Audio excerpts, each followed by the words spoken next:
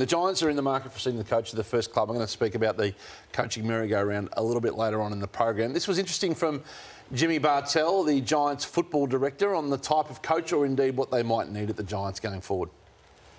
I think the big thing for us from a Giants point of view is what do we actually need first? Like what to fit our personality type of our group? What other needs do we have? Do we feel like we've got just as big a need as coach? And I'm just hypothetical. Do we need greater investment in injury prevention and strength and conditioning? Because that'll then affect, well, maybe we can't afford the super senior coach, you know, that grouping of Clarkson, Ross Lyon, all that, compared to a first-time coach. The Ross Lyon reference was, of course, interesting in that context, and a throwaway, admittedly. What do you think is the right time for the Giants to have moved on from Lyon, and then what do you think they do need? Yeah, I think it was the right time. I think that I thought all year that the moment you decide that he's not going to be the coach next year, it's just a matter of time before it ends. You're just waiting, in a sense. 2 wins and 7 losses, they're better than that. And I think this is the circuit breaker they need. I think they're playing too safer football, too slower football. And I think they've got to go out to the market. You look at the premiership coaches. Goodwin starts somewhere. Luke Beveridge, Adam Simpson, Damien Hardwick, they're all first-time coaches at some point. So I think they open themselves right up and not just make it that it has to be a senior experienced coach, because that leaves them with just James Hird and Alistair Clarkson if they want an experienced coach. It was clearly well sold, but they were defensive in the press conference about Lyon and about also the direction of the footy club. I'm going to ask you about a couple of those names in a moment. But first, this was your exchange with Dave Matthews, the CEO. He was, he came at you on radio, and this is how it went down last week. I just heard you a minute ago that at the very least the Gold Coast underachieved. Look, it's a weird position you take on some of these things, Sam. I'm not sure if you've misheard or misrepresented what I said, but I didn't compare you to the Gold Coast at all. I think we deserve more credit and credibility than you sometimes give us, but that's the position you want to take. Right, well, if you want to have that conversation more in depth off air, Dave, I'm happy to. But at the moment, we're talking about... I don't need to, mate. I don't need to have a conversation with you off air. I'm just answering the question. I listened to your introduction. He thinks you've been too hard on them, Sam.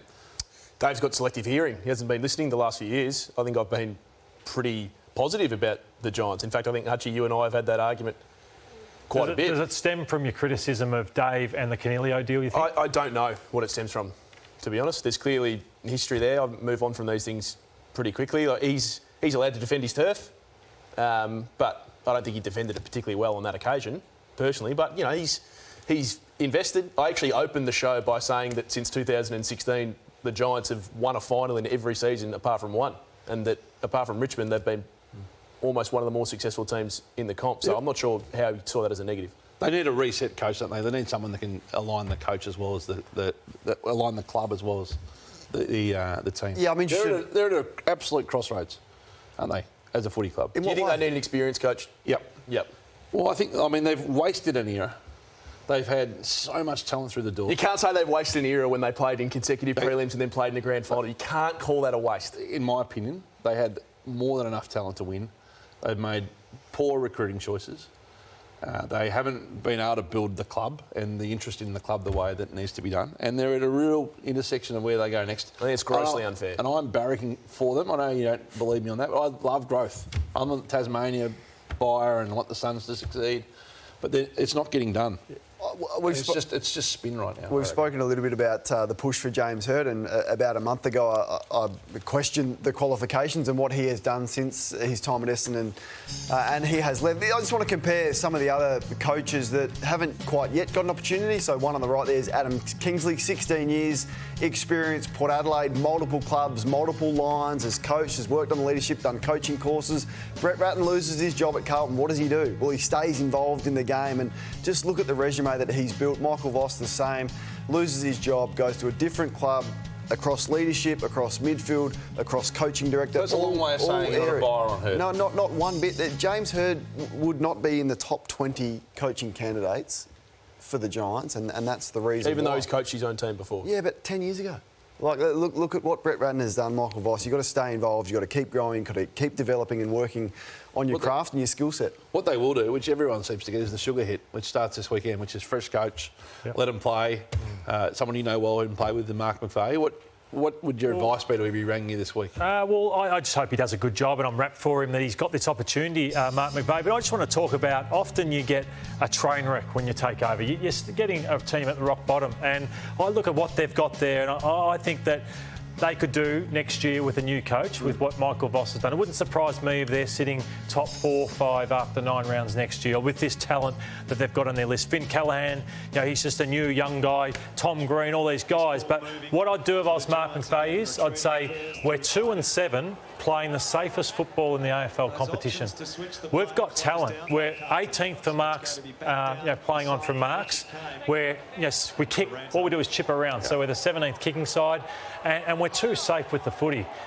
What have I got to lose, really, by taking the game? And I might see more from some of these top-end players by letting them play the game, and that's what I hope I see from McVeigh. Yeah, they haven't really been allowed to bring their instruments for a while, have they? No, there's a quick reset. They don't trust their defence, so they try and play safe. Would you throw Kelly and Canelio straight on the ball? Yeah, all best players around the ball, which they sort of have done a fair bit of it. But yeah. It's a pretty good example yesterday of the opposition that they played and what a new coach can do for some players that were on the edge. Look at this kid kick the ball, Kane. How was he not playing?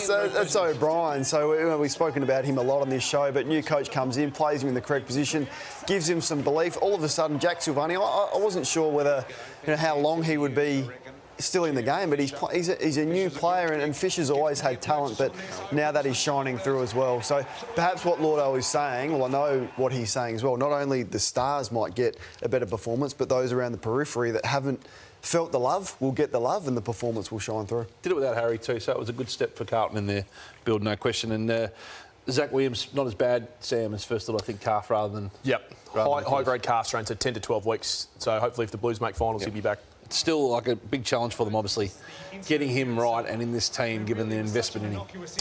Yeah, well, he's on a 7-year deal worth more than $700,000 a year, Kane, so it hasn't been the perfect start by any stretch. Yeah, well, it's another example of the ridiculous long-term contracts that clubs give players that don't deserve them. There's another one. I'm with you on the Giants, by the way. They'll kick multiple goals this week and look brand new.